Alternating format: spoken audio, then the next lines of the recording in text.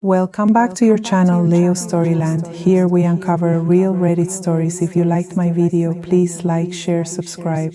My name is Thea and I'm 31 years old. I spent 14 months planning my wedding on a budget I built myself, waiting tables on weekends and picking up freelance graphic design gigs at night so I wouldn't have to ask my parents for a single dollar. I wanted this day to be mine, untouched by the favoritism that had shaped every family gathering since I was a teenager. But even that small hope got crushed 3 days before I walked down the aisle.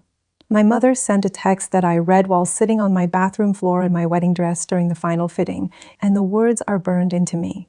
She wrote that my brother Desmond's business trip to Singapore mattered more than what she called my little party, and that she and my father had already booked flights to go see him off at the airport instead of attending my ceremony. I stared at that message for almost 10 minutes, waiting for a follow-up, a joke, an apology, anything that would soften it. Nothing came. My father, who had promised for over a year that he would walk me down the aisle, simply added a thumbs-up emoji to my mother's message, as if that settled it.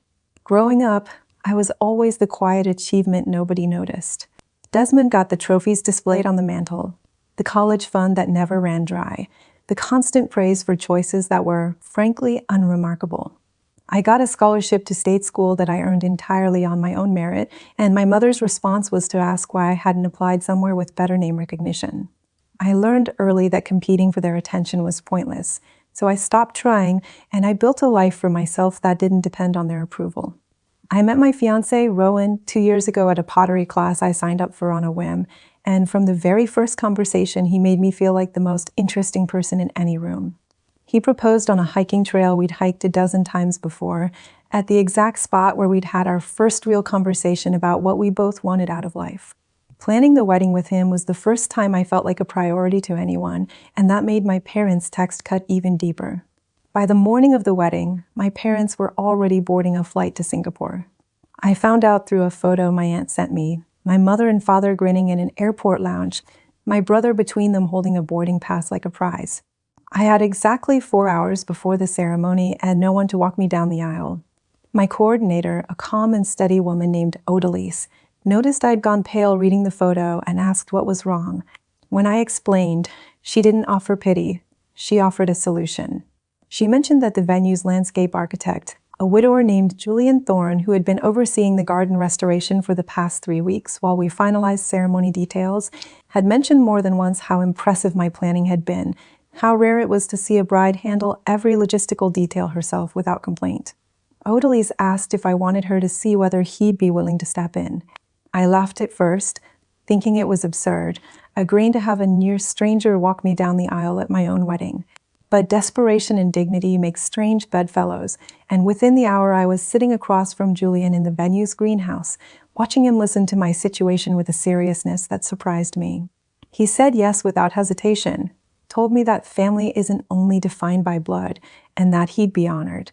Walking down that aisle on the arm of a man I'd known for 3 weeks was not the moment I had pictured a year earlier, but it became something else entirely, something real. I smiled the whole way down, not the practiced smile brides are taught to hold for photographs, but a genuine one, because for the first time in years I felt surrounded by people who actually wanted to be there. My best friend caught the entire walk on video, planning to post it as a small wedding highlight for our shared friends. Neither of us expected what happened next. By Monday morning, that clip had crossed 1 million views. Comments flooding in from strangers who had pieced together the story from the caption alone, people calling it the most quietly devastating and beautiful thing they'd seen in months. My phone would not stop buzzing. My mother called 61 times over the course of that single day, each voicemail more frantic than the last, until the final one arrived with a piece of information that changed everything. Her voice was shaking as she said that my father's boss had seen the video circulating online, had recognized the man walking me down the aisle immediately, and that he needed to speak with my father in his office first thing in the morning, because apparently he knew exactly who Julian Thorne really was. My mother's final voicemail rambled before finally getting to the point, but once she said Julian Thorne's name in connection with my father's boss, I sat up straight and listened to it 3 more times to be sure I understood correctly. It turned out that Julian wasn't simply a landscape architect hired by the venue for a temporary restoration project.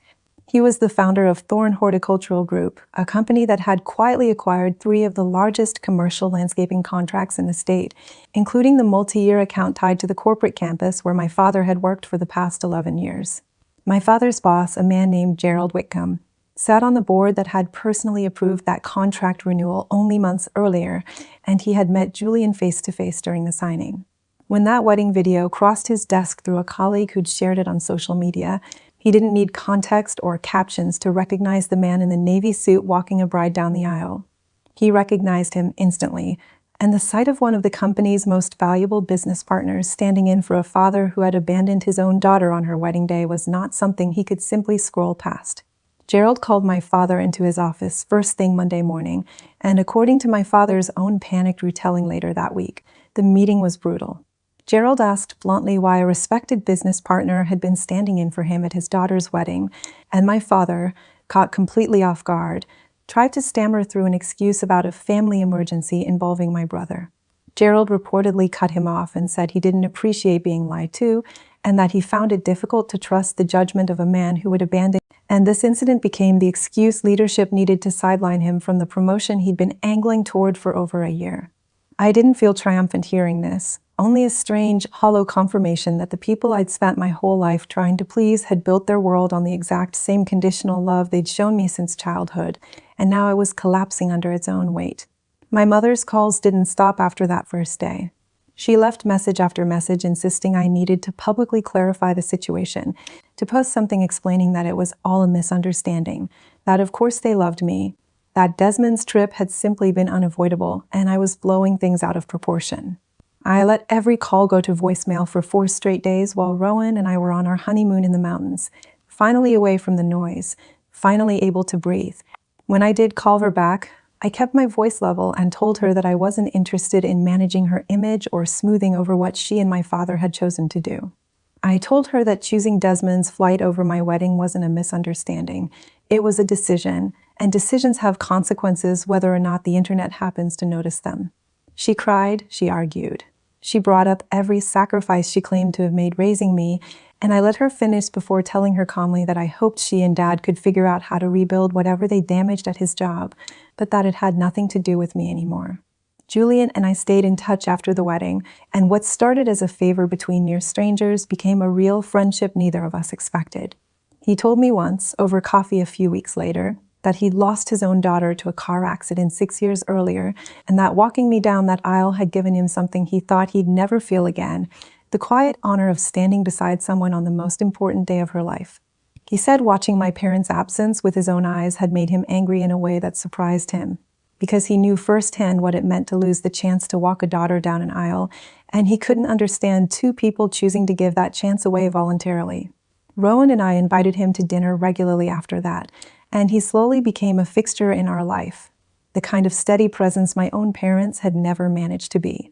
My brother Desmond, for what it's worth, reached out months later, awkward and apologetic, telling me he hadn't asked our parents to skip my wedding and felt sick when he found out what they'd done in his name. I believed him, and slowly we've started rebuilding something separate from our parents' dysfunction, a relationship that doesn't require either of us to compete for scraps of attention anymore. Looking back, I don't think I would change a single detail of that day, even the parts that broke my heart at the time, because everything that followed taught me more about who truly shows up for people than 3 decades of trying to earn my parents' approval ever did. If this story moved you even a little, if you've ever had to build your own version of family out of the people who actually show up, do me a favor and hit that subscribe button, because there are so many more stories like this one still to come, and I'd love for you to be here for every single one of them.